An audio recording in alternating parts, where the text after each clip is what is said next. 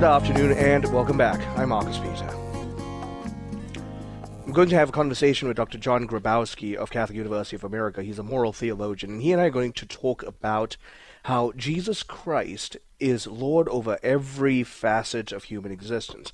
That's one of the core themes and premises of this program that I constantly try to remind all of us, that Jesus truly is Lord, not just of our faith life in a strict sense, not just of our sacramental, liturgical, devotional life, even though all of those are necessary, and not just of our moral life, which overflows from all of the above, but by virtue of that, he is, therefore, rightly and truly Lord and King over our financial life, our economic life, our social life, our relationships, our political life, all of the areas of our human existence, let alone human flourishing, falls under the auspices of Christ's Lordship and Godhead.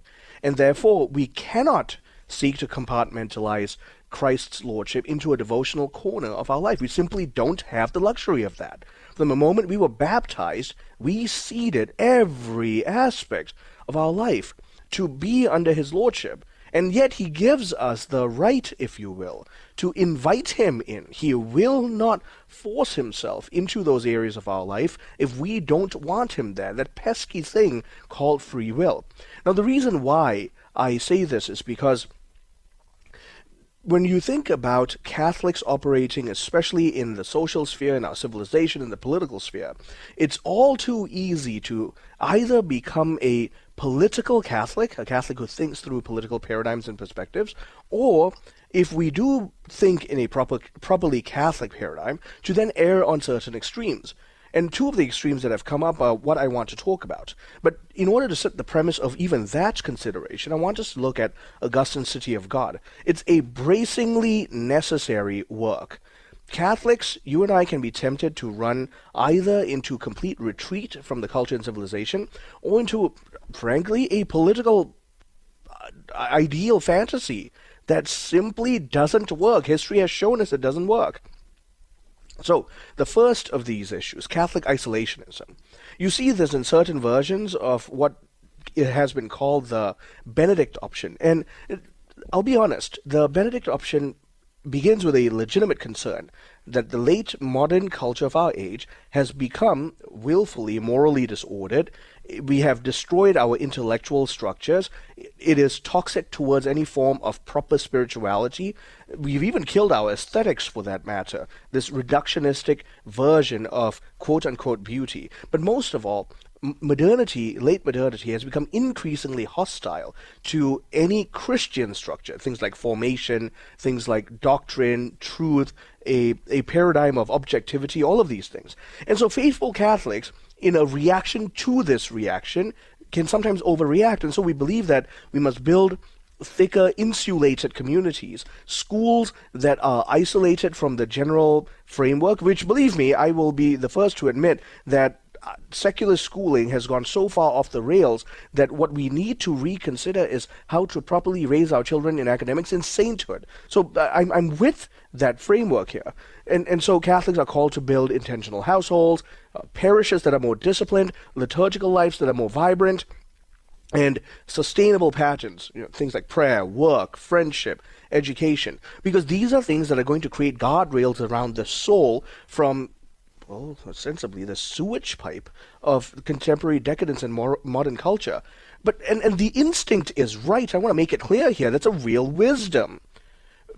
Let's be honest. When was the last time we looked on Netflix or TikTok and saw something that was truly edifying to the souls of ourselves and our children? We are lambasted with sources for pornography at every turn of the digital world. Schooling has become nothing but ideological, and the present age of conversation rests in therapeutic relativism. Well, all things are equal so long as it makes me feel good about myself. And everything has veered into the anti-Christian. So I understand the motivation. I truly do. The problem is that instinct can tempt us into complete withdrawal from the culture. And then we can laud that as if that's virtuous. I beg to differ, and I think the Church's history begs to differ. Because the moment we adopt that attitude, we become so toxic against the church's missionary nature, which is a characteristic of hers that was original.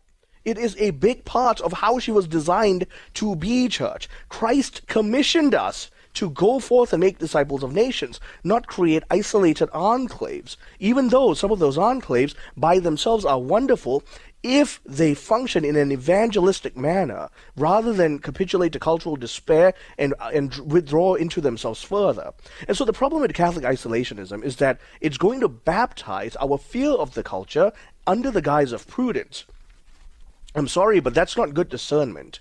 We will effectively mistake our protection of our household, of our children, of our marriage, as a legitimate need to abandon the nations, abandon souls that are desperately in need of the gospel of Jesus Christ. No, what the church needs, what the world needs, is Catholics who are bold enough to understand that while I need to build hedges around my family, I have a mandated obligation by virtue of my baptism to take the gospel precisely to those people who loathe it, because those souls are hurting, and the darkness that they're living in can only be pierced by the light of Jesus Christ. The church exists for communion and for mission. We lose sight of that, and all we've created is a therapeutic model of our own. It makes Catholics feel good about themselves. We tell ourselves that we're growing in the model of sainthood, and at the same time, we willingly become the instruments through which other souls spiral into their own damnation. Yes, that is true, and we need to consider that, and that's why St. Augustine,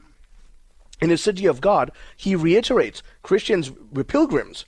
Pilgrims need to walk through actual secular roads and cities, navigate the laws, work in the open market, and frankly, participate in the transformation of things like schools, and to live out marriage boldly. You read the entire City of God, and you see that Augustine makes clear a Christian cannot despise the earthly city so much that we pretend that civic life is mere trash that's waiting to be incinerated. That simply isn't a viable Christian model. Aquinas would go so far as to affirm that as well. But then we've got the other extreme, which I want to caution us against.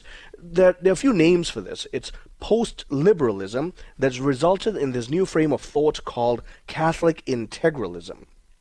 Now, what does that mean? Post-liberalism argues that modernity, especially those of a conservative mind, have legitimate grievances against the false anthropology of progressive movements, of liberalism. And by this, I mean not a classical liberalism, but an overt sense of being a liberal. So the human person gets to define himself however he wills. He gets to do whatever he wants. Morality is a contrived concept and structure. The human person is a sovereign individual. His highest good is to define himself.